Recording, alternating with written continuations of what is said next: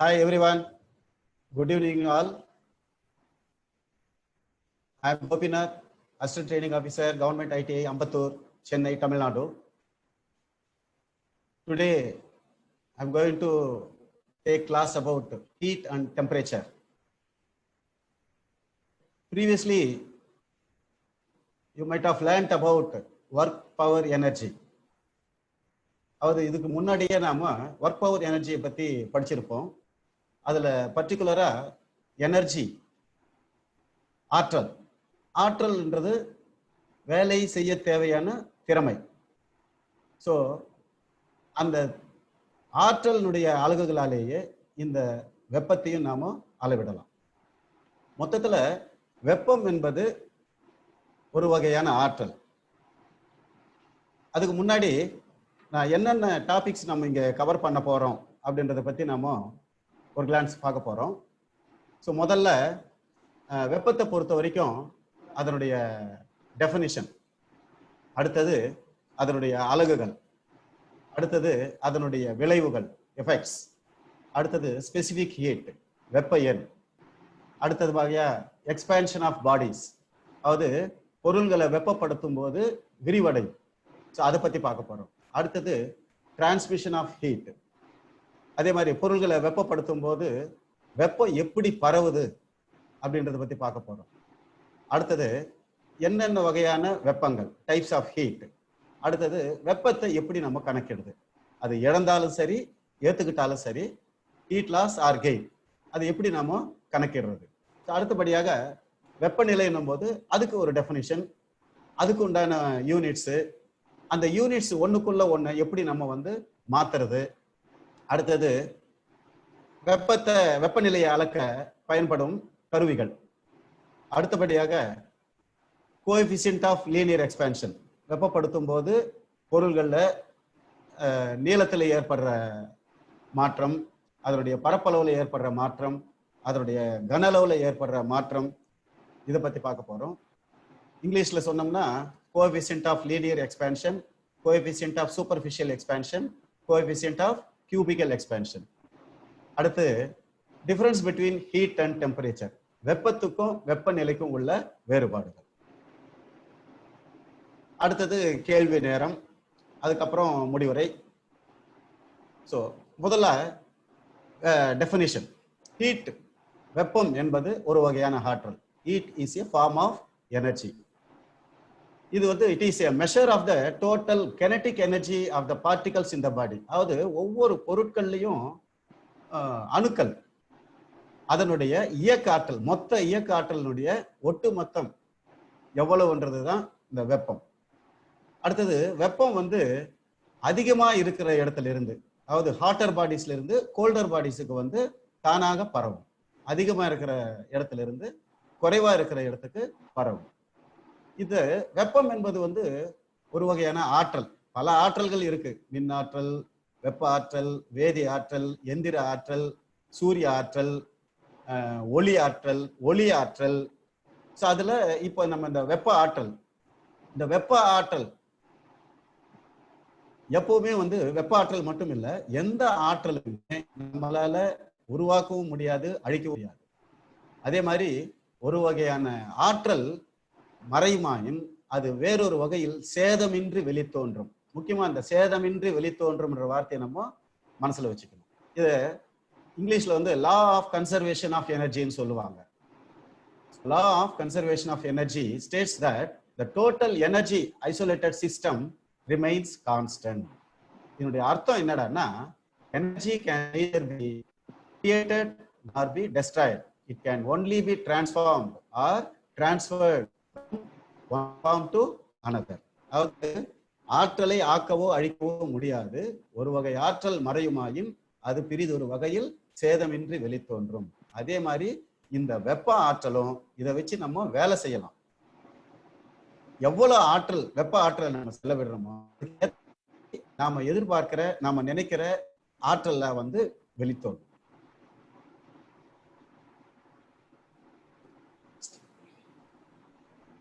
So heat is a form of energy. Heat measure of the total kinetic energy of the particles in the body. heat flows from the hotter bodies to the colder bodies. Law of conservation energy. Law of conservation of energy states that the total energy isolated system remains constant. Its meaning, energy can neither be created nor be destroyed. It can only be transformed or transferred from one form to another form.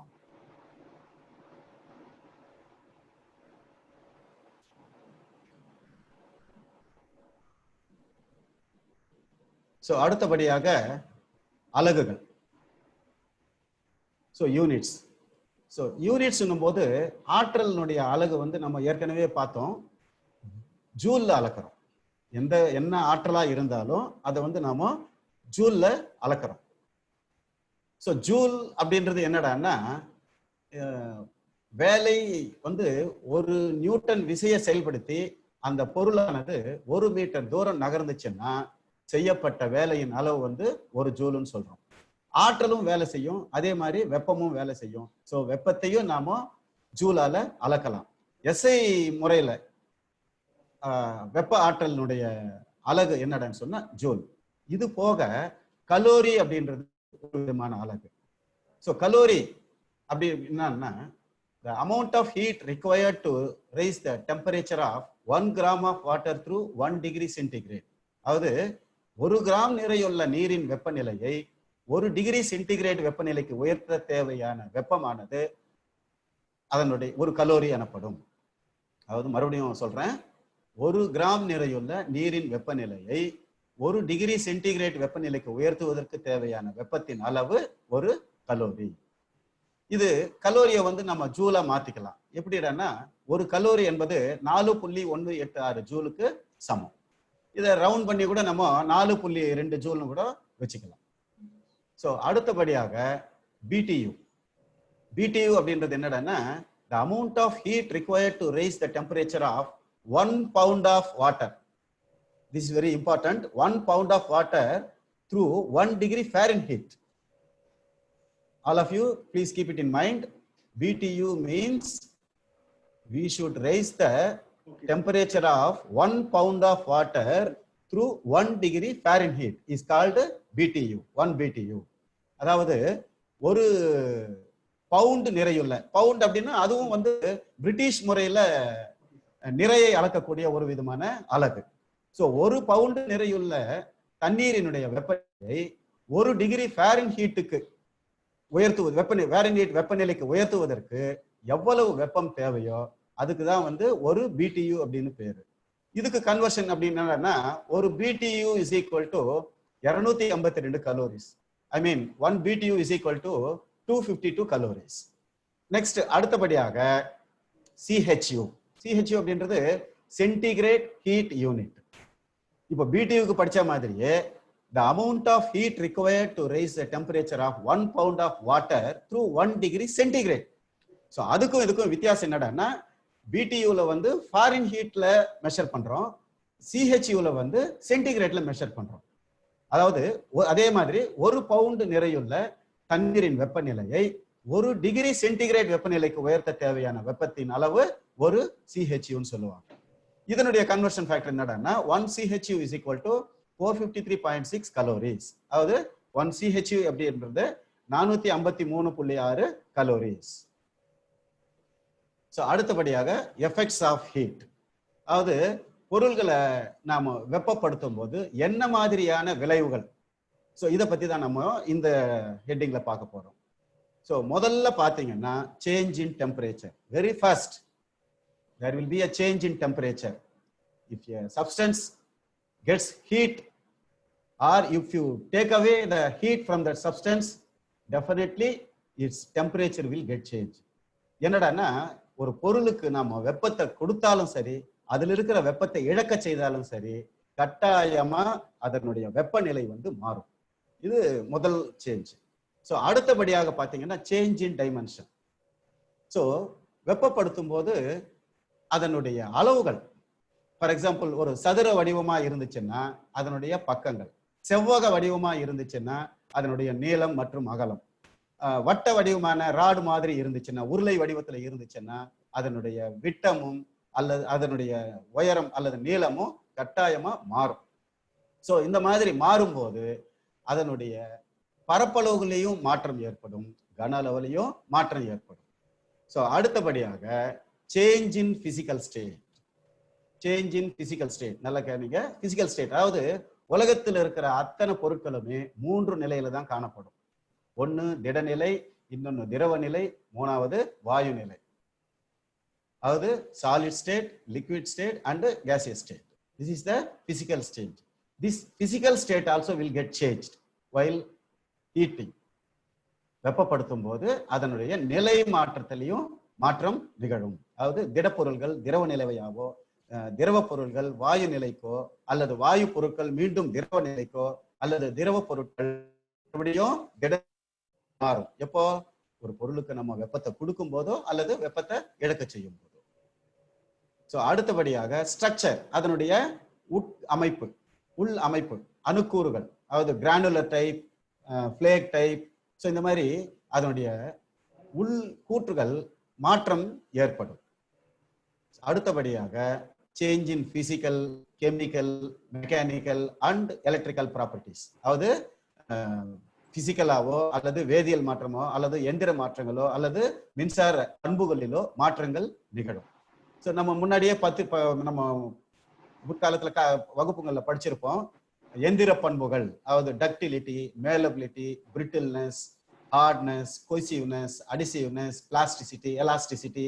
So இந்த மாதிரி பண்புகள்ல எல்லாமே வெப்பப்படுத்தும் போது மாற்றம் நிகழும். அதனாலதான் ஒரு பொருள் நம்ம செஞ்சு முடிச்ச பிறகு செய்யும் பொழுது நம்ம பலவிதமான மிஷினரி ஆப்ரேஷன்ஸை வந்து கையாள வேண்டி இருக்கும். டேர்னிங் பண்றதோ, இல்ல ஷேப்பிங் பண்றதோ, இல்ல ஆக்ஸாயிங் பண்றதோ, ஈவன் ஃபைலிங் பண்ணும்போது கூட சரி, வெப்பப்படும் போது அதனுடைய பண்புகள் வந்து மாற்றம் நிகழும். ஸோ இந்த மாதிரியான மாற்றங்களில் இருந்து மீண்டும் அப்பொருள் தன்னுடைய அசல் ஒரிஜினல் நிலைக்கு திரும்பி வரதுக்காக தான் ஹீட் ட்ரீட்மெண்ட் அப்படின்ற ப்ராசஸே நாம செய்யறோம். ஸோ அந்த மாதிரி ஹீட் ட்ரீட்மெண்ட் செய்யும் போது வெப்பப்படுத்தி குளிர்விக்கப்படுறோம். ஸோ அந்த மாதிரி பண்ணும்போது அந்த பொருள் இழந்த அத்தனை பண்புகள், எந்திர பண்புகளையும் மீண்டும் திரும்ப பெறும். அடுத்தபடியாக ஸ்பெசிபிக் ஹீட், வெப்ப எண். ஸோ ஒவ்வொரு பொருளுக்குமே வந்து வெப்ப எண் ஒன்று தனியா இருக்கும். அதனுடைய அளவு இது எல்லாத்தையும் தாண்டி அந்த பொருளுக்குன்னு ஒரு வெப்ப எண் இருக்கும். ஸோ வெப்ப எண் அப்படின்றது என்னடான்னா, the amount of heat energy required to raise the temperature of 1 gram of a substance through 1 degree centigrade is called specific heat. அதாவது 1 கிராம் நிறையுள்ள பொருளின் வெப்பநிலையை 1 டிகிரி சென்டிகிரேட்டுக்கு அதனுடைய வெப்பநிலையை உயர்த்தும் போது ஏற்றுக்கொள்ளும் வெப்பமே அப்பொருளினுடைய வெப்ப எண் எனப்படும். இது ரொம்ப முக்கியமானது. The amount of heat energy required to raise the temperature of 1 gram of a substance through 1 degree centigrade is called specific heat. It is represented by the letter S in CGS system and C in SI system. அதாவது இதனுடைய குறியீடு வந்து CGS முறையில வந்து S ன்னு சொல்றோம், SI சிஸ்டத்துல வந்து C ன்னு சொல்றோம். கீழே ஒரு சில பொருள்களுடைய வெப்ப எண்கள் இது எப்பவுமே நம்ம சில ஞாபகம் வச்சிருக்கணும்.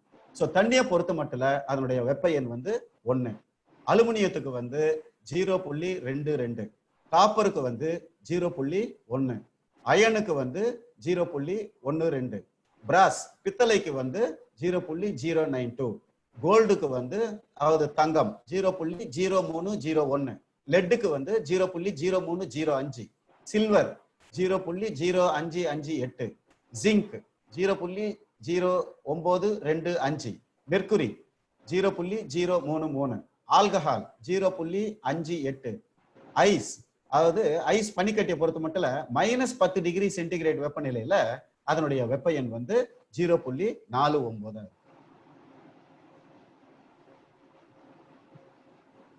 ஸோ அடுத்தபடியாக எக்ஸ்பேன்ஷன் ஆஃப் பாடிஸ், பொருட்களின் விரிவடைதல்.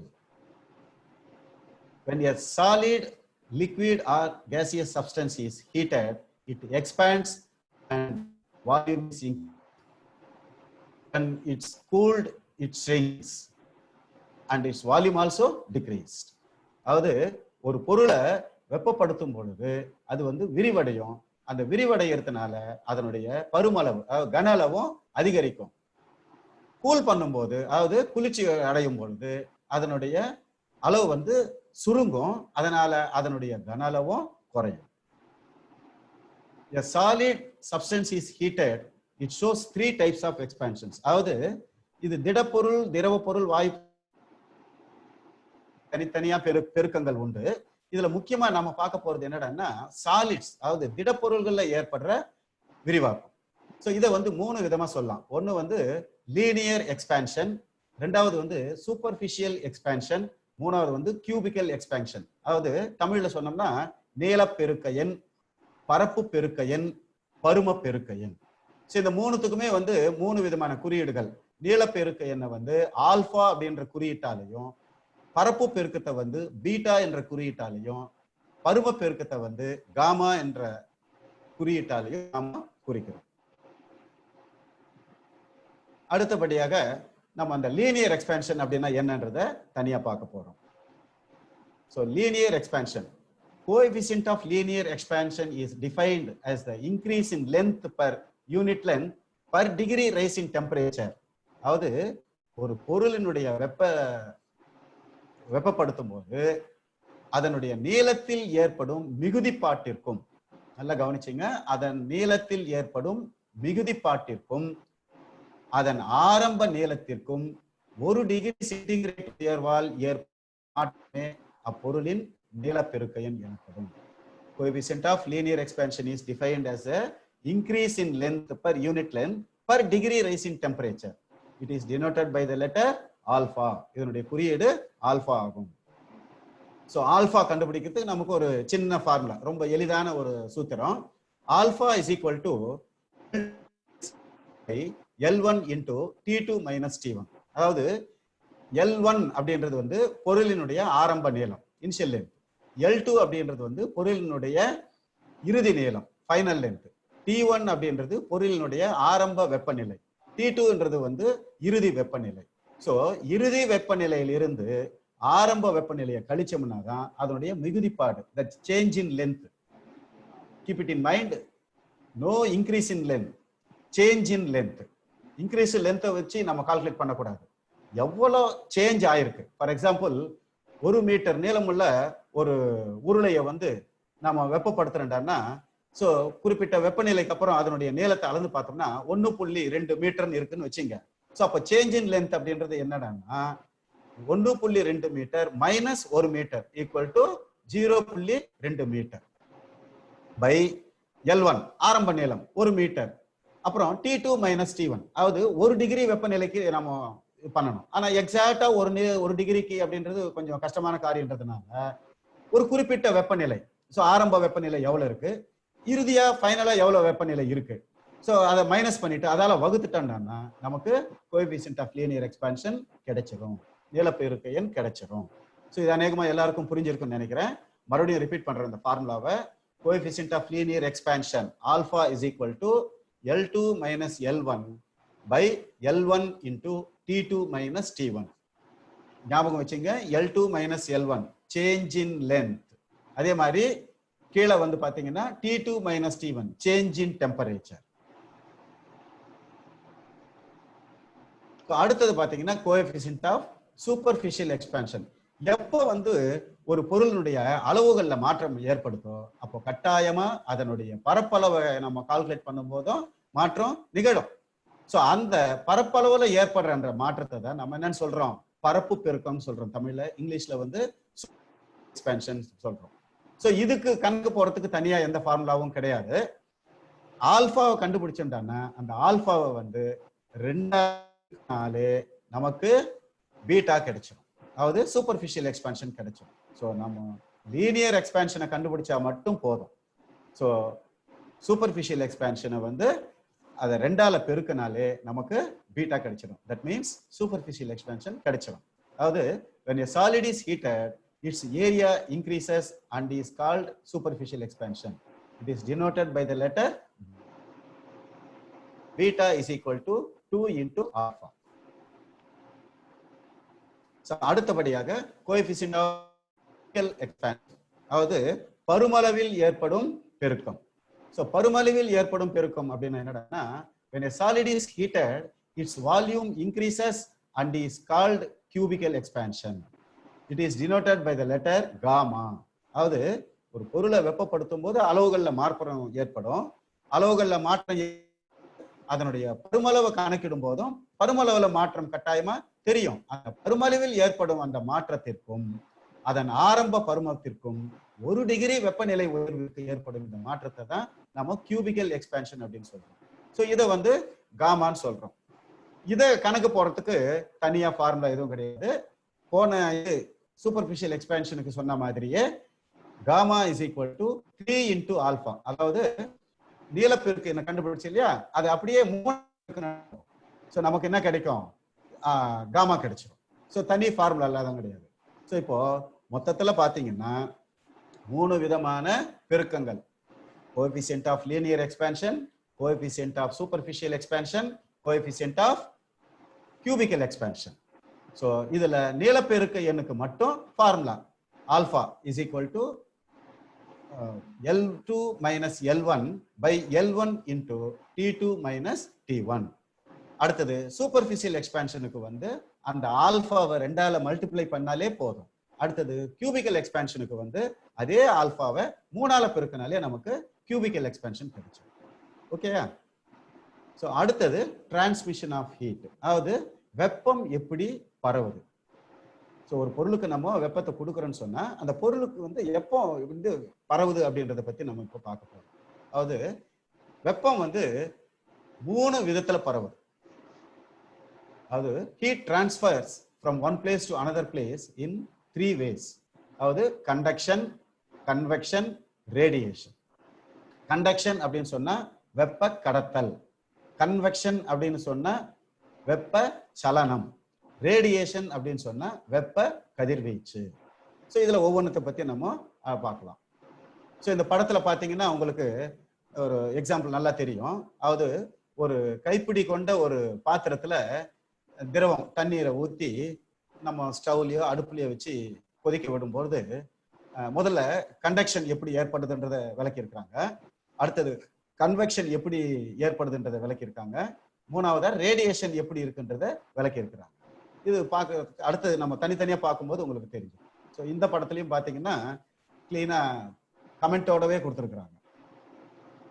ஸோ நெக்ஸ்ட் அடுத்தது ஒவ்வொன்றத்தை பத்தி நம்ம தனித்தனியா பார்க்கலாம். ஸோ முதல்ல வந்து கண்டக்ஷன், அதாவது வெப்ப கடத்தல். ஸோ வெப்ப கடத்தல் அதாவது இன் heat conduction the energy is transferred from molecule to molecule. Direct contact. The molecules themselves do not necessarily change position. அதாவது என்னடான்னா இது இந்த கடத்தல் அப்படின்றது வந்து திட அதிகம் திடப்பொருள்கள்ல எப்படி நிகழும் அப்படின்னு சொன்னா, ஒரு எக்ஸாம்பிளுக்கு நம்ம ஒரு கம்பியை வச்சு அடுப்புல ஹீட் பண்ணோம்னா கம்பியினுடைய மறுமுனையை தான் வந்து நாம என்ன பண்றோம், வெப்பப்படுத்துறோம். ஆனா கொஞ்ச நேரம் கழிச்சு பார்த்தோம்னா நம்ம கை வரைக்கும் சூடு வந்து பரவும். எப்படி பரவுது? சோ அந்த கம்பியில இருக்கிற மூலக்கூறுகளானது இடம் விட்டு இடம் பெயராமல், அந்த கம்பியில் இருக்கிற மூலக்கூறுகளானது இடம் விட்டு இடம் பெயராமல் தான் பெற்ற வெப்பத்தினை அடுத்து பக்கத்தில் உள்ள மூலக்கூறுகளுக்கு பரவ செய்யும் முறைதான் வெப்ப கடத்தல். நம்ம இன்னும் கொலிக்கலா சொன்னோம்னா பிட் பாக்கெட் அடிக்கிறானுங்க, பஸ்ல பிட் பாக்கெட் அடிக்கிறானுங்க. சோ பர்ஸ யாரு நம்ம பக்கத்துல இருக்கிறவங்க அடுத்த செகண்டே பாத்தீங்கன்னா வந்து அப்படியே பக்கத்துல அவருடைய கூட்டாளிகளுக்கு போயிட்டு கடைசியா போய் அவன் இறங்கி போயிடுவான். இவன் எடுத்தவன் அடுத்த ஸ்டாப்பிங்ல இறங்குவான், நமக்கு சந்தேகமே வராது அவன் தான் எடுத்தானா. ஸோ அவன் அங்கேயே இருப்பான், ஆனா அந்த பொருள் மட்டும் அப்படியே 1 by 1 கடந்து போயிடும். அதே மாதிரி தான் இதுலயும் வெப்பமடைந்த மூலக்கூறுகள் தான் அடைந்த வெப்பத்தினை இடம் விட்டு இடம் பெயராமல் அடுத்த மூலக்கூறுகளுக்கு பரவ செய்யும் முறை. அடுத்தபடியாக இத படம் கொஞ்சம் தெளிவா தெரியும் வீடியோ. ஸோ கம்பியை நம்ம ஹீட் பண்றோம், ஹீட் பண்ணும்போது வெப்பம் வந்து நம்ம கை அளவுக்கு பரவுது. ஸோ ரெண்டாவது படத்துல பாத்தீங்கன்னா molecules in solid objects don't move, they vibrate or jiggle.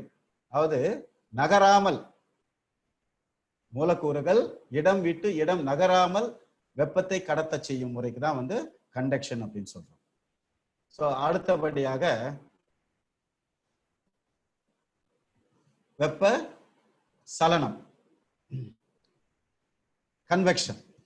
வெப்ப சலனம் அப்படின்றது என்னடான்னா, convection is the heat transfer due to the bulk movement of molecules within fluids such as liquids, gases in upward flow.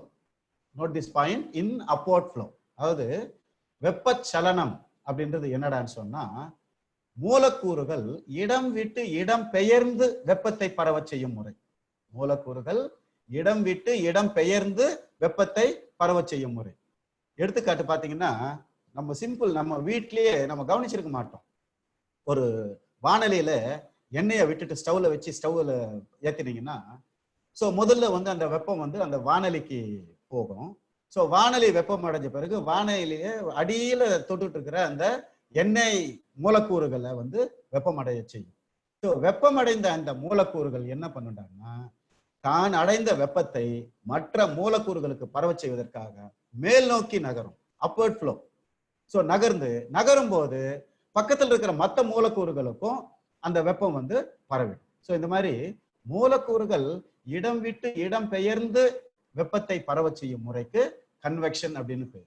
அதாவது convection is the heat transfer due to the bulk movement of molecules within fluids such as gases and liquids in upward flow.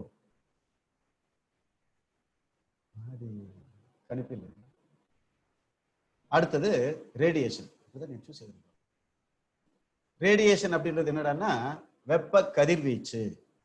So வெப்ப கதிர்வீச்சு அப்படின்றது என்னடான்னா, radiation is the emission or transmission of energy in the form of waves and it does not require any medium such as particles or atoms.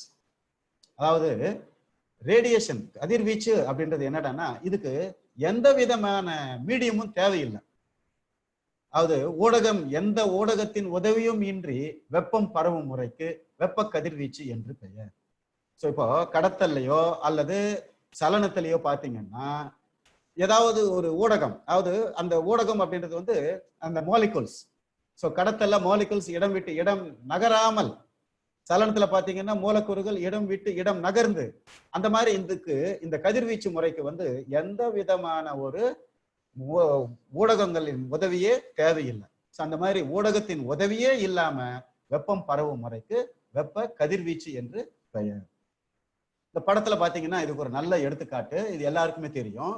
So பல லட்சம் கிலோமீட்டருக்கு அப்பால் இருக்கிற நம்ம சூரியன்ல இருந்து வெப்பமானது நம்ம பூமியை வந்து அடையுது.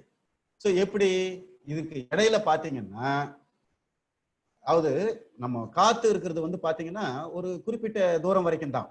ஸோ அதிகப்படியான இடம் வந்து வெற்றிடமா தான் இருக்கு, வேக்யூமா தான் இருக்கு. ஸோ அந்த மாதிரி அந்த வேக்யூமு, அடுத்தது காற்று மண்டலம், அத்தனையையும் தாண்டி அந்த பொருள் எதை அடையணுமோ அது கரெக்டா ரீச் ஆகும். ஸோ இதுக்கு பேர் தான் வந்து வெப்ப கதிர்வீச்சு அப்படின்னு சொல்லுவாங்க. ஸோ அடுத்தபடியாக டைப்ஸ் ஆஃப் ஹீட், வெப்பத்தின் வகைகள்.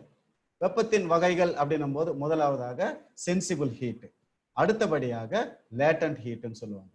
அதாவது தமிழ்ல உணரப்படும் வெப்பம், இது ஆவியாதலின் உள்மறை வெப்பம் அல்லது உருகுதலின் உள்மறை வெப்பம் அப்படின்னு சொல்லுவாங்க. ஸோ ஃபர்ஸ்ட் வந்து சென்சிபிள் ஹீட், உணரப்படும் வெப்பம். உணரப்படும் வெப்பம் அப்படின்னா அந்த வார்த்தையிலேயே மீனிங் இருக்கு, sense. we can sense, we can see. நம்மளால உணர முடியும், தொட்டு பார்த்து உணரலாம் ஒரு குறிப்பிட்ட வெப்பநிலை வரைக்கும். அதுக்கு மேல இருந்துச்சுன்னா தெர்மோமீட்டர் மூலமா வெப்பநிலை உயர்வடையும். ஸோ அதை வச்சு நம்ம வெப்பம் கொடுக்குறோம், வெப்பநிலை உயர்வடையுது அப்படின்றத நம்மளால அப்சர்வ் பண்ண முடியும். we can sense, நம்மளால சென்ஸ் பண்ண முடியும். this is called a sensible heat, உணரப்படும் வெப்பம்னு சொல்லுவோம். ஸோ அடுத்தது பாத்தீங்கன்னா,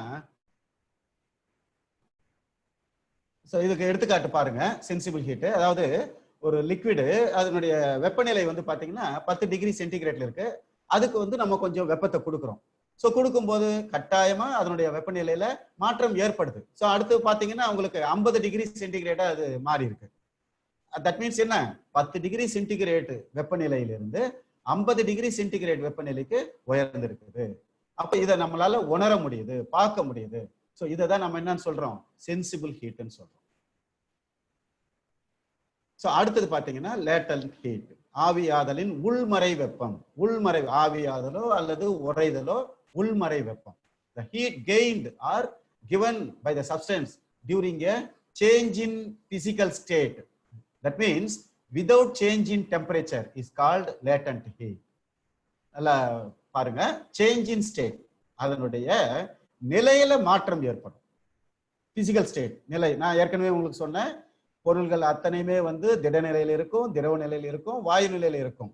ஸோ இந்த 3 விதமான நிலைகள் இருந்து மாறும். அங்க வந்து வெப்பநிலை மாற்றமே தெரியாது, இருக்காது. எடுத்துக்காட்டுக்கு தண்ணி, நம்ம தண்ணியை வந்து நம்ம பாயில் பண்றோம், அடுப்புல வச்சு ஹீட் பண்றோம், வெப்பத்தை கொடுக்குறோம். ஸோ கொடுக்கும்போது கட்டாயமா ஏதாவது ஒரு மாற்றம் நிகழும். ஏன்னா இது ஆற்றல் வேலை செய்யும்.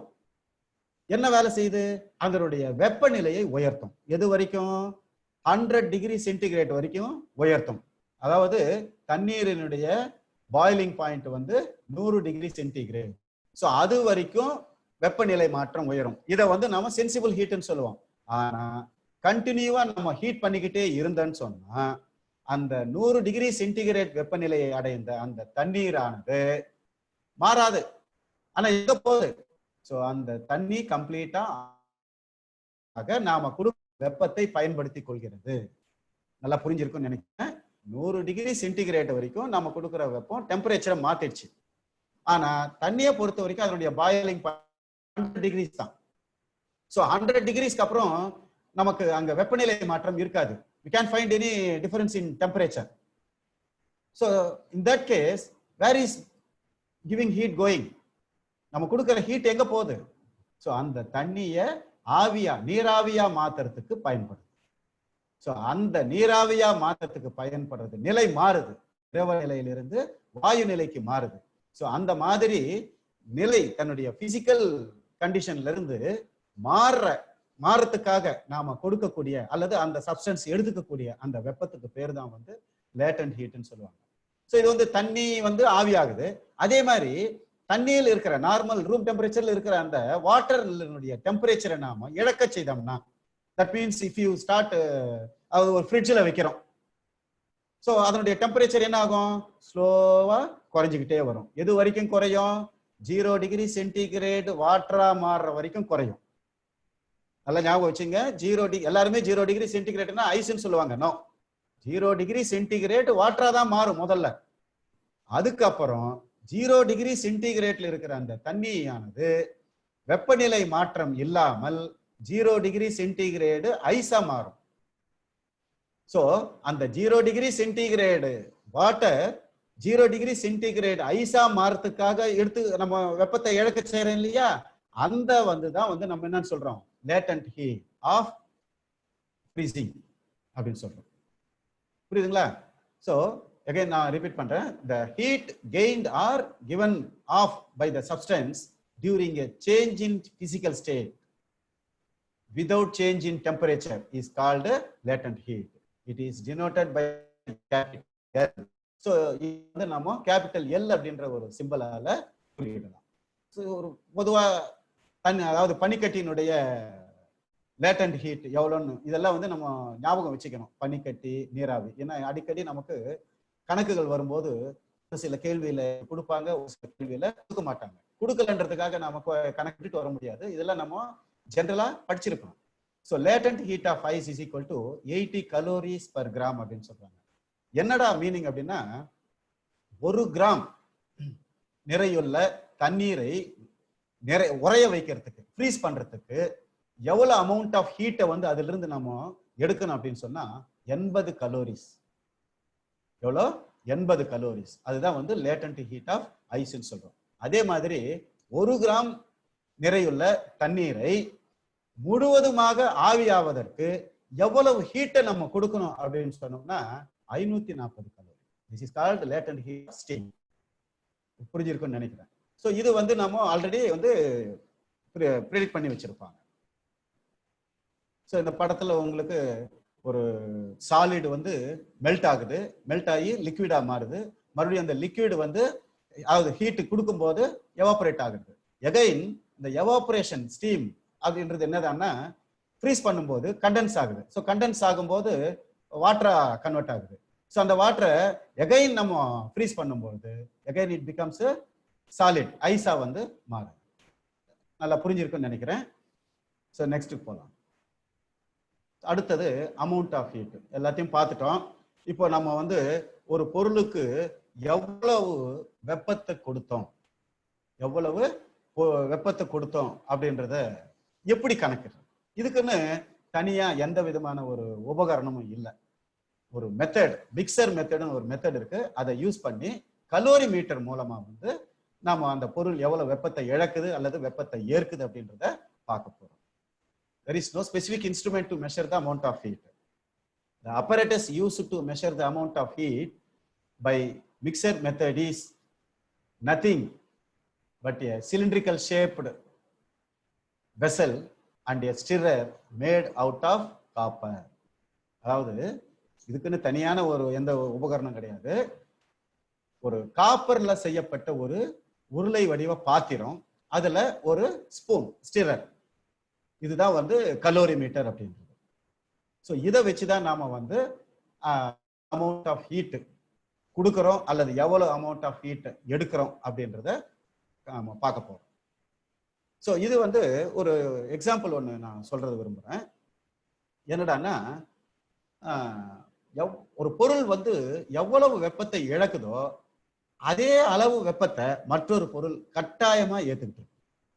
ஃபார் எக்ஸாம்பிள், நம்ம இந்த குளிர்காலத்துல எல்லாம் பாத்தீங்கன்னா டெய்லி காலையில சுடுதண்ணி வச்சு குளிப்போம். ஸோ ஒரு சராசரியா ஒரு மனிதன் குளிக்கிறதுக்கு வந்து 20 லிட்டர் தண்ணி தேவைப்படுதுன்னா 20 லிட்டர் தண்ணியும் வந்து நம்ம ஸ்டவ்ல வச்சோ அல்லது அடுப்புல வச்சோ ஹீட் பண்றது இல்லை. ஒரு 5 லிட்டர் தண்ணியை வந்து தனியா ஒரு பாத்திரத்துல வச்சு ஹீட் பண்ணிட்டு மீதி இருக்கிற 15 லிட்டர் தண்ணியை பக்கெட்ல வச்சு அந்த கொதிநிலையை அடைந்த அந்த 5 லிட்டர் தண்ணியை வந்து இந்த 15 லிட்டர் தண்ணியோட மிக்ஸ் பண்ணுவோம். மிக்ஸ் பண்ணும்போது அந்த 5 லிட்டர் தண்ணி ஏத்துக்கிட்ட வெப்பமானது இழக்கும், குறையும். ஸோ அந்த எவ்வளவு குறையுதோ அந்த குறைஞ்ச அளவு வெப்பத்தை இந்த பக்கெட்ல இருக்கிற அந்த 15 லிட்டர் தண்ணி ஏத்துக்கிட்டு இதனுடைய வெப்பநிலை உயரும். அந்த 5 லிட்டர் தண்ணியினுடைய வெப்பநிலை குறையும். இது எவ்வளவு குறையும், இது எவ்வளவு உயரும் அப்படின்னு சொன்னா இரண்டினுடைய வெப்பநிலையும் சமநிலை ஆகும் வரை வெப்பம் பரவும். நல்ல மனசுல வச்சுங்க. ஒரு பொருள் வந்து இழக்குதுன்னு சொன்னா கட்டாயமா இன்னொரு பொருள் வந்து ஏத்துக்கும் போது இழந்த பொருள் வந்து வெப்பநிலை குறையும், ஏத்துக்கிட்ட பொருளுடைய வெப்பநிலை வந்து உயரும். இது எவ்வளவு உயரும் எவ்வளவு குறையும் அப்படின்னு சொன்னா வெப்பநிலையும் சமநிலை ஆகும் வரை வெப்பம் பரவும். ஸோ இதை கண்டுபிடிக்கிறதுக்கு ஒரு சின்ன formula MST.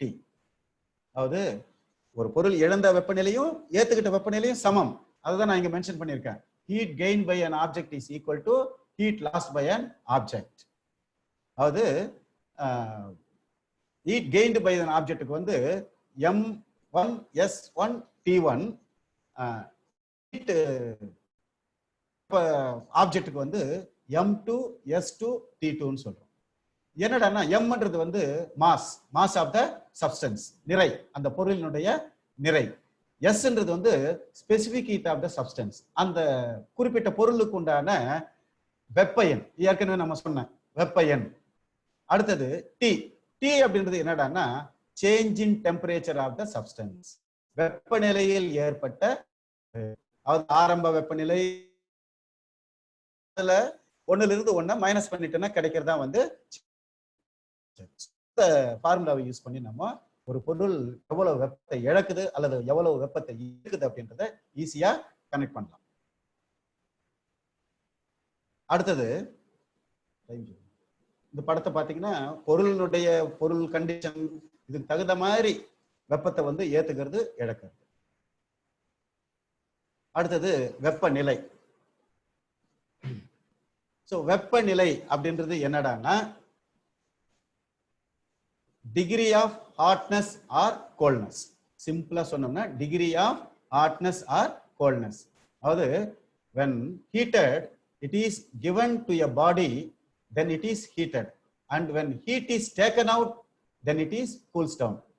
The measure of this hotness or coldness is called temperature.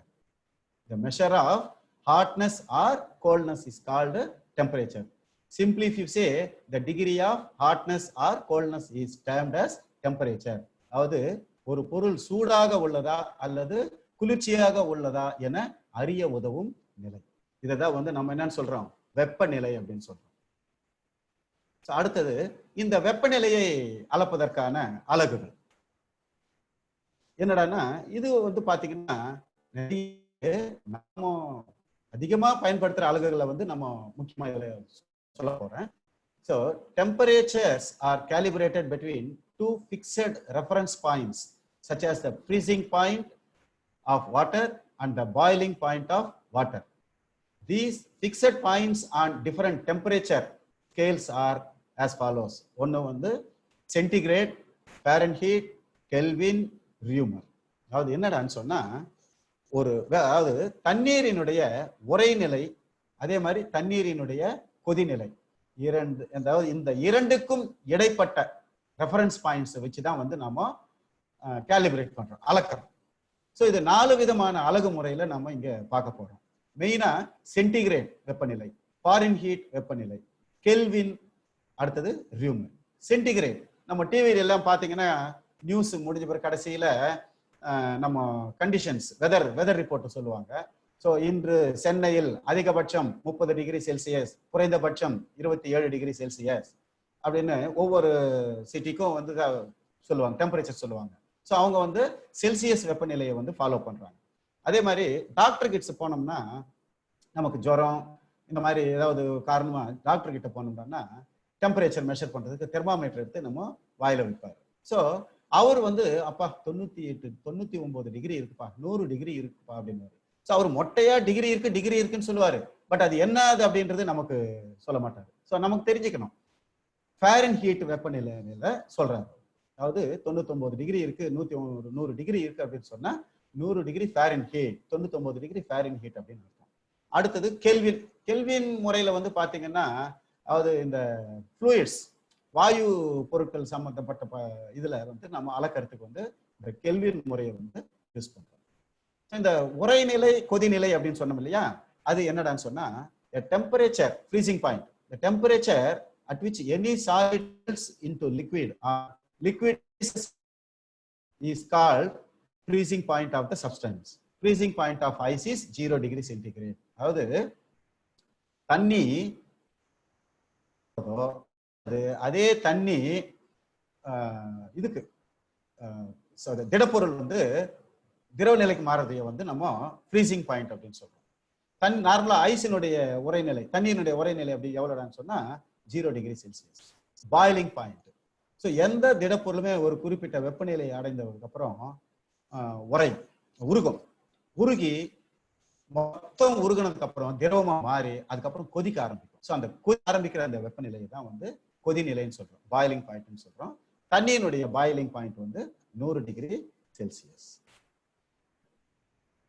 அடுத்தது தெர்மோமெட்ரிக் ஸ்கேல்ஸ். அதாவது இந்த செல்சியஸ், ஃபாரன்ஹீட், கெல்வின், ரியூமர் படிச்சு இல்லையா, இதுக்கு இடையிலான தொடர்பு என்னடான்னு சொன்னா, நாம ஏற்கனவே சொன்ன மாதிரி தண்ணீரினுடைய உறைநிலை மற்றும் கொதிநிலையை அடிப்படையாக கொண்டுதான் நாம வந்து என்ன பண்றோம், கணக்கு போடுறோம். ஸோ சென்டிகிரேடை பொறுத்த வரைக்கும் தண்ணியினுடைய ஃப்ரீசிங் பாயிண்ட் வந்து 0 டிகிரி சென்டிகிரேடு, பாயிலிங் பாயிண்ட் வந்து 100 டிகிரி சென்டிகிரேடு. ஃபாரன்ஹீட்ல பாத்தீங்கன்னா தண்ணியினுடைய ஃப்ரீசிங் பாயிண்ட் வந்து 32 டிகிரி ஃபாரன்ஹீட், பாயிலிங் பாயிண்ட் வந்து 212 டிகிரி ஃபாரன்ஹீட். அதாவது இடைப்பட்ட பகுதி எவ்வளோடானா 180 டிகிரி. ஸோ இந்த 180 டிகிரி வேறுபாட்டை வந்து நாம தெர்மோமீட்டர்ல பார்க்கலாம். அடுத்தது கெல்வின் ஸ்கேல்ல பாத்தீங்கன்னா ஃப்ரீசிங் பாயிண்ட் வந்து 273 கெல்வின் அண்ட் பாயிலிங் பாயிண்ட் வந்து 373 கெல்வின். இதுல பாத்தீங்கன்னா 100 டிகிரி வேரியேஷன், 100 கெல்வின் வேரியேஷன் நம்ம பார்க்கலாம். ஸோ அடுத்தது ரியூமர்னு பாத்தீங்கன்னா, ஸோ ஃப்ரீசிங் பாயிண்ட் வந்து 0 degree rumour and boiling point வந்து 80 டிகிரிஸ் ரியூமர். ஸோ இதுல பாத்தீங்கன்னா அந்த வேரியேஷன் வந்து 80. ஸோ சென்டிகிரேட்ல பாத்தீங்கன்னா 100 டிகிரிஸ் வேரியேஷன், ஃபாரன்ஹீட்ல பாத்தீங்கன்னா 180 டிகிரிஸ் வேரியேஷன், கெல்வின்ல பாத்தீங்கன்னா 100 டிகிரி வேரியேஷன், ரியூமர்ல பாத்தீங்கன்னா 80 டிகிரிஸ் வேரியேஷன்ல அந்த தெர்மோமீட்டர்ஸ் வந்து டிசைன் பண்ணிருப்பாங்க. அடுத்தது ரிலேஷன் பிட்வீன் தெர்மோமெட்ரிக் ஸ்கேல்ஸ். ஸோ இந்த ஃபார்முலா வந்து நமக்கு ரொம்ப முக்கியமானது. So C/5 is equal to F minus 32/9 is equal to R/4 equal to K minus 273/5. அதாவது C means centigrade, F means Fahrenheit, R means Reaumur and K means Kelvin. கீழே அடியில பாத்தீங்கன்னா 5, 9, 4, 5 இருக்கு இல்லையா? ஆக்சுவலா இது வந்து சென்டிகிரேட்ல நம்ம எவ்வளவு கேலிபிரேஷன் பண்ணலாம்னு சொன்னேன்? 100 டிகிரிஸ் பண்ணலாம்னு சொன்னேன். ஃபாரன்ஹீட்ல எவ்வளவு சொன்னேன்? 180 டிகிரிஸ் சொன்னேன். ரியூமர்ல எவ்வளவு சொன்னேன்? 80 சொன்னேன். கெல்வின்ல எவ்வளவு சொன்னேன்? 100 சொன்னேன்.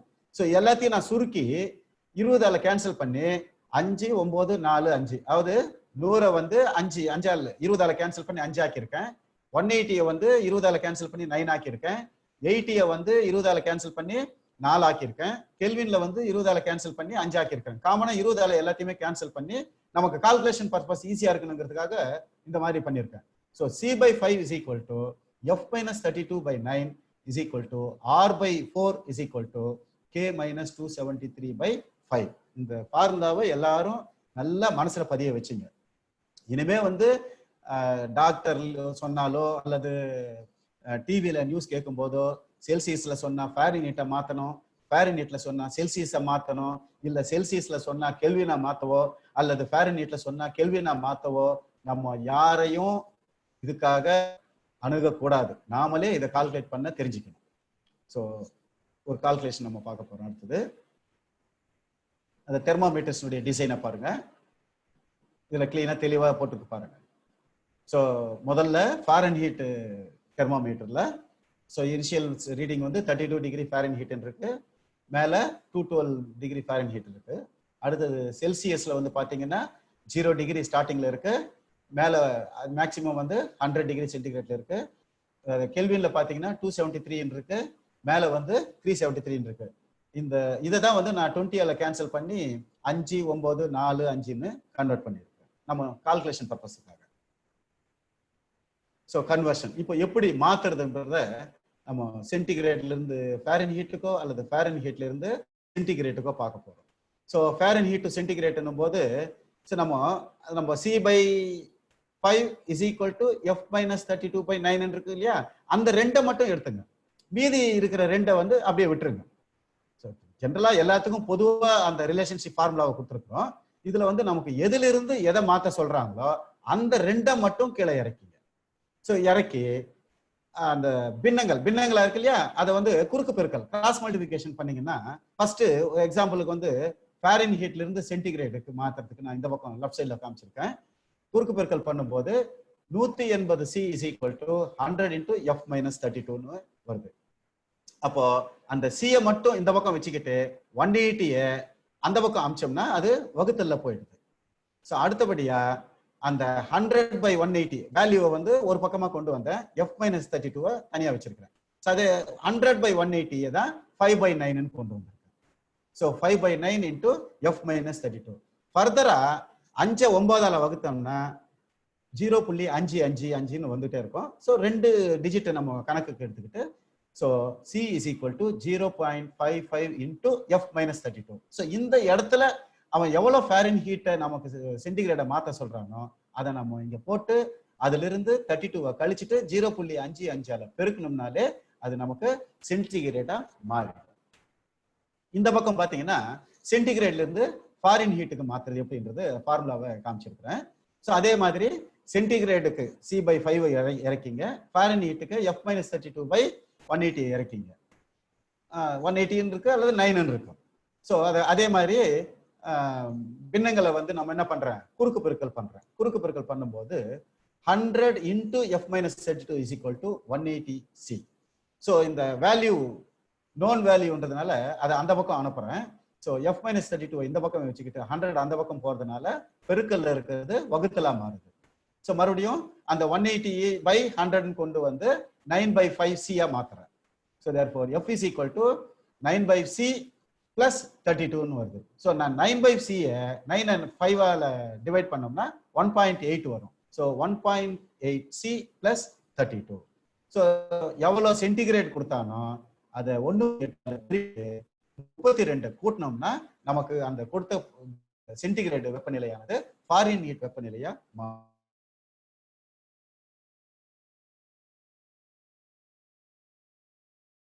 1.8 C plus 32. அதே மாதிரி ஃபாரன்ஹீட்ல இருந்து சென்டிகிரேடுக்கு மாத்தணும்னா 0.55 into F minus 32. அதாவது கொடுக்கப்பட்ட ஃபாரன்ஹீட் வெப்பநிலையிலிருந்து கழிச்சிட்டு அப்புறம் தான் பெருக்கணும். ஏன்னா அதனால தான் பிராக்கெட் போட்டிருக்கு. ஓகேயா? அடுத்து பார்க்கலாம். ஸோ அந்த ரிலேஷனை தான் மேலே காமனாக காமிச்சிருக்கிறேன். ஸோ கொடுத்துருக்குல்ல அந்த 4 கொடுத்துருக்குறேன். நமக்கு எந்த 2, அதாவது 1லிருந்து 1 மாற்ற சொல்லுவாங்க. அந்த எந்த 2 அதை மட்டும் நீங்க தனியா இறக்கிங்க. கிராஸ் மல்டிபிகேஷன், அது பொதுவான ஒரு இது என்னடான்னா, ஒரு பின்னத்தினுடைய தொகுதியை அதனுடைய சமமான பின்னத்தினுடைய பகுதியால் பெருக்கும் போது கிடைக்கும் பெருக்கல் தொகையானது முதல்ல இருக்கிற பின்னத்தினுடைய பகுதியை அடுத்து இருக்கிற பின்னத்தினுடைய தொகுதியால பெருக்க தொகைக்கு சமம். இது வந்து ஒரு பொதுவான நியதி. ஸோ அந்த அடிப்படையில் தான் நம்ம குறுக்கு பெருக்கல் கிராஸ் மல்டிபிகேஷன் சொல்றோம். ஓகேயா? அடுத்தது டெம்பரேச்சர் மெஷரிங் இன்ஸ்ட்ருமெண்ட்ஸ். இந்த வெப்பநிலையை அளக்க உதவும் கருவிகள் அல்லது உபகரணங்கள். ஸோ முதல்ல தெர்மாமீட்டர்ஸ் அப்படின்னு சொல்றோம். தெர்மாமீட்டர்ஸ் நம்ம டாக்டர் கிட்ட இருக்கிறது இதெல்லாம் வந்து thermometers. So liquids and solids expand when they are subjected to heat. அதாவது இது எப்படி வேலை செய்யுது அப்படின்னு பார்த்தோம்னா, திரவங்களோ அல்லது திடப்பொருள்களோ வந்து வெப்பப்படுத்தும் போது கட்டாயமா விரிவடையும். இந்த ஒரே ஒரு பண்பை தான் வந்து அடிப்படையா வச்சு இந்த தெர்மாமீட்டர்ஸ் வந்து வேலை செய்யுது. ஸோ இதுல அதிகமா நம்ம திரவ நிலையில் இருக்கிற மெர்க்குரியையும் ஆல்கஹால், ஸோ மெர்க்குரி வந்து நம்ம அதிகமா பயன்படுத்துறோம் ஆல்கஹாலை விட. ஏன்னா ஆல்கஹாலுக்கு வந்து இந்த கண்ணாடி இதுல வந்து சரியா தெரியாது. ஆனா மெர்க்குரி வந்து அதனுடைய இயற்கையான பண்பு பளபளப்பு. ஸோ அதுதான் வந்து மெயின் காரணம். ரெண்டாவது, சிறிய அளவு வெப்பநிலையிலையும் நல்ல அதிகப்படியா விரிவடையும். அதிகப்படியா இல்லை, யூனிஃபார்மா விரிவடையும், குயிக்கா விரிவடையும். அடுத்தது, கண்ணாடியில வந்து இது ஒட்டாது. ஸோ கேபிலரி டியூப் வழியா மேலே ஏறின அந்த மெர்க்குரியானது அந்த வெப்பத்தை நம்ம டாக்டர் வாயிலிருந்து வைக்கிறாரு, அதை எடுத்த பிறகு நார்மல் டெம்பரேச்சருக்கு வருது. ஸோ நார்மல் டெம்பரேச்சருக்கு வரும்போது அந்த உயர்ந்த அதாவது மெர்க்குரியானது மீண்டும் பழைய நிலைக்கு வந்துடணும். ஸோ அப்போ கண்ணாடியில ஒட்டிக்கிட்டு இருந்துச்சுன்னு வச்சுக்கின்னா அது நமக்கு அடுத்தவங்களுக்கு பண்ணும்போது டிஸ்டர்பன்ஸா இருக்கும். ஸோ அதனாலதான் நம்ம வந்து பாதரசம் மெர்க்குரியை வந்து இந்த தெர்மோமீட்டர்ல அதிகமா யூஸ் பண்றோம்.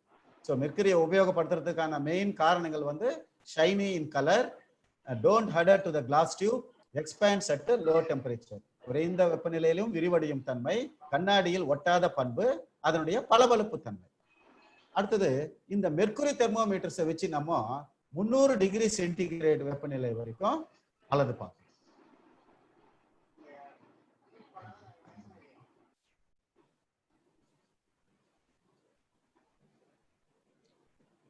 அடுத்தது வந்து பைரோமீட்டர்ஸ். இதுவும் வந்து வெப்பநிலையை அளக்க உதவும் கருவிகள் தான். ஸோ பைரோமீட்டர்ஸ் அப்படின்றது என்னன்னா, thermo electric pyrometry is based on the principle that the soldering point between the two metals when heated, a contact voltage is generated. The voltage depends upon the temperature. Thermocouple elements constructed of copper can measure up to 600 degrees centigrade. That means rendu bimetal அப்படினும்போது copper and copper constant that can measure up to 600 degrees centigrade. The next one, thermocouple elements constructed of platinum rhodium can measure up to 1600 degrees centigrade. And finally, the radiation pyrometers can measure up to 1000 degrees centigrade. அதாவது radiation பைரோமீட்டர்ஸ், அதாவது கதிர்வீச்சு முறையில் செயல்படுற இந்த பைரோமீட்டர்களை பயன்படுத்தி தான் நம்ம வந்து அதிகபட்சமான வெப்பநிலைகள், ஃபார் எக்ஸாம்பிள் பெரிய பெரிய கம்பெனிகள் எல்லாம் ஃபவுண்டரிஸ்ல எல்லாம் பார்த்தீங்கன்னா கேஸ்டிங் பண்ணும்போது மெட்டலை வந்து மெல்ட் பண்ணுவாங்க. ஸோ மெல்ட் பண்ணும்போது அது நல்ல ஃப்ளூயிடிட்டி நல்லா இருக்கணும். நல்ல ஃப்ளூயிடிட்டி இருக்கணும்னா நல்ல ஹீட் ஆகணும், அதனுடைய டெம்பரேச்சர் வந்து நல்லா ரைஸ் ஆகணும். ஃபார் எக்ஸாம்பிள் கேஸ்ட் அயன்லாம் பார்த்தீங்கன்னா 1450 டிகிரி சென்டிகிரேட்ல தான் வந்து it will get full fluidity. Then only we can pour easily in the moulds. அதாவது அதுக்கப்புறம் தான் வந்து நம்ம அந்த 1450 டிகிரி சென்டிகிரேடு அடைஞ்சதுக்கு அப்புறம் தான் அது அதனுடைய பாயும் தன்மை, ஃப்ளூயிடிட்டி மீன்ஸ் பாயும் தன்மை வந்து அதுக்கு கிடைக்கும். அப்பதான் வந்து நம்ம அந்த வார்ப்படங்கள்ல ஊத்தும் போது வார்ப்படம் முழுவதும் நல்லா பரவி நாம அந்த வார்ப்படம் வந்து எந்த விதமான குறைபாடுகளும் இல்லாமல் ரிஜெக்ட் ஆகாம நமக்கு கிடைக்கும்.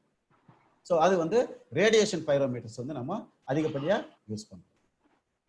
ஸோ டோட்டலா வெப்பநிலைகளை வந்து சாதாரண தெர்மோமீட்டர்ஸ், அதாவது பாதரச தெர்மோமீட்டர்ஸை யூஸ் பண்றோம்.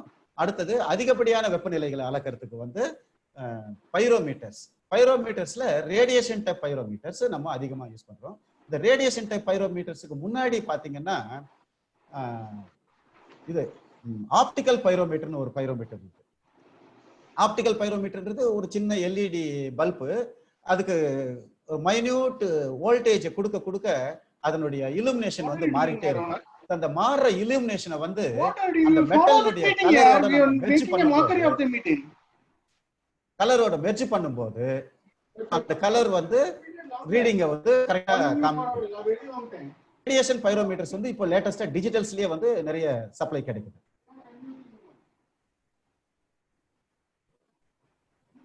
அடுத்தது difference between heat and temperature, அதாவது வெப்பத்திற்கும் வெப்பநிலைக்கும் இடையே உள்ள வேறுபாடுகள். ஸோ இதுல வெப்பம் அப்படின்றது என்னன்னு பார்த்தோம், it's a form of energy. வெப்பம் என்பது ஒரு வகையான ஆற்றல். ஆனா வெப்பநிலை என்பது temperature is a measure of hotness or coldness. It's a degree of hotness or coldness. அதாவது பொருள் சூடாக இருக்கிறதா அல்லது குளிர்ச்சியாக இருக்கிறதா என அறிய உதவும் நிலை. அடுத்தது வெப்பத்தை அளக்க உதவும் அலகுகள், units, calorie, BTU, CHU and joule. அதாவது கலோரி முறையில அளக்கலாம், பிரிட்டிஷ் தெர்மல் ஹீட் யூனிட் மூலமா அளக்கலாம், சென்டிகிரேட் ஹீட் யூனிட் மூலமா அளக்கலாம். அடுத்தது பொதுவா ஆற்றலினுடைய அலகு ஜூல் அப்படின்றதுனால ஜூல்லயும் அளக்கலாம். ஆனா ஜூல் அப்படின்றது தான் SI முறையிலான அளவீட்டு முறை.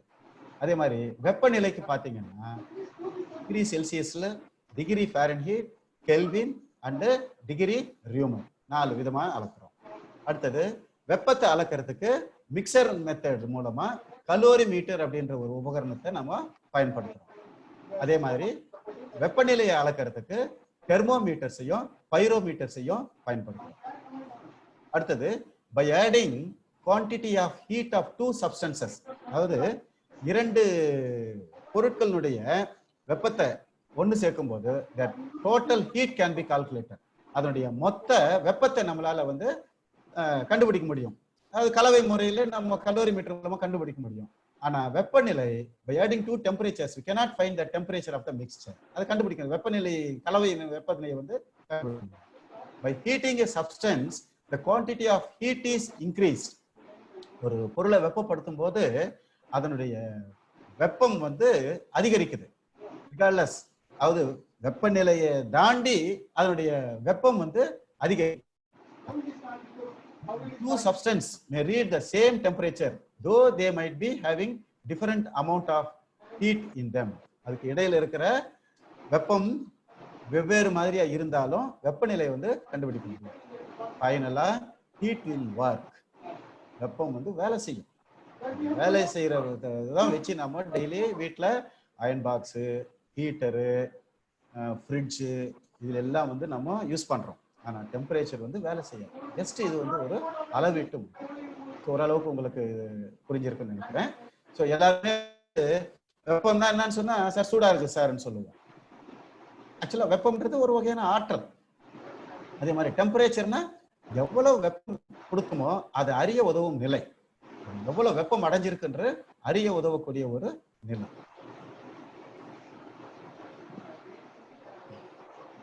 ஸோ இது வரைக்கும் நாம வந்து பார்த்தோம்னா வெப்பத்துல அதனுடைய டெஃபினிஷன் பார்த்தோம், யூனிட்ஸை பார்த்தோம், அதை வெப்பத்தை அளவிட உதவும் கருவிகளை பார்த்தோம், அடுத்தது அதனுடைய விளைவுகளை பார்த்தோம், அதனுடைய வகைகளை பார்த்தோம்.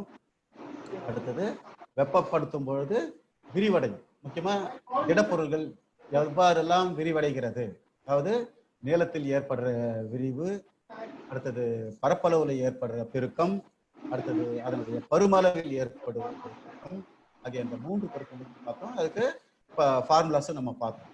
அது மாதிரி அடுத்தது அமௌண்ட் ஆஃப் ஹீட், எவ்வளவு வெப்பம் கொடுத்தோம், ஒரு பொருளுக்கு நம்ம எவ்வளவு வெப்பத்தை கொடுத்தோம் அல்லது ஒரு பொருள் இருந்து எவ்வளவு வெப்பத்தை நம்ம வந்து இழக்க செஞ்சோம் அப்படின்றதையும் நம்ம கணக்கு போடலாம். ஸோ அதுக்கு வந்து எம்எஸ்டி அப்படின்னு ஒரு ஃபார்முலா சொல்லியிருக்காரு. அடுத்தபடியாக வெப்பநிலையை பொறுத்த வரைக்கும் அதுக்கு ஒரு டெஃபினிஷன் பார்த்தோம். வெப்பநிலை அப்படின்னா என்ன? அடுத்தது அதனுடைய அலகுகள், அதாவது degree centigrade, degree Fahrenheit, Kelvin and degree Newman. அடுத்தது அதை வெப்பநிலையை அளக்க உதவக்கூடிய கருவிகளை பார்த்தோம். அதாவது தெர்மோமீட்டர் மற்றும் பைரோமீட்டர்னு பார்த்தோம். அதே மாதிரி கடைசியா difference between heat and temperature, வெப்பத்திற்கும் வெப்பநிலைக்கும் இடையேயான வேறுபாடுகளை பத்தி பார்த்தோம். ஸோ ஓரளவுக்கு எல்லாருக்குமே அண்டர்ஸ்டாண்ட் ஆயிருக்கும்னு நினைக்கிறேன். அடுத்தது கேள்வி நேரம். நான் இவ்வளவு நேரம் கிளாஸ் எடுத்தேன். ஸோ நீங்க எந்த அளவுக்கு புரிஞ்சிருக்கிறீங்க அப்படின்றது வந்து இதன் மூலமா தான் உங்களுக்கு தெரிய வரும், எனக்கு தெரிய வரும். நான் உங்களுக்கு இந்த கிளாஸை வந்து உங்களுக்கு புரிகிற மாதிரி கண்டக்ட் பண்ணியிருக்கிறேன்னா அப்படின்றது வந்து பாடம் நடத்துதல் இருந்து சில கேள்விகளை கேட்கும் போது தான் வந்து எல்லாருக்கும் தெரியும். ஸோ இதுல ஃபர்ஸ்ட் கேள்வியா வாட் இஸ் ஹீட்னு கொடுத்துருக்கிறேன். அடுத்தது வந்து what is the unit of heat in SI system, SI முறையில் வெப்பத்தின் அலகு என்ன? How will be measured quantity of heat, அதாவது அமௌண்ட் ஆஃப் ஹீட்டை வந்து நம்ம ஒரு பொருள் வெப்பம் எவ்வளவு வெப்பத்தை ஏத்துக்குச்சு அல்லது எவ்வளவு வெப்பத்தை இழந்துச்சுன்றதை எப்படி கணக்கிடுறது? அடுத்தது at what temperature does the centigrade and Fahrenheit thermometer shows the same reading? Please note the question. At what temperature does the centigrade and Fahrenheit thermometers shows the same reading?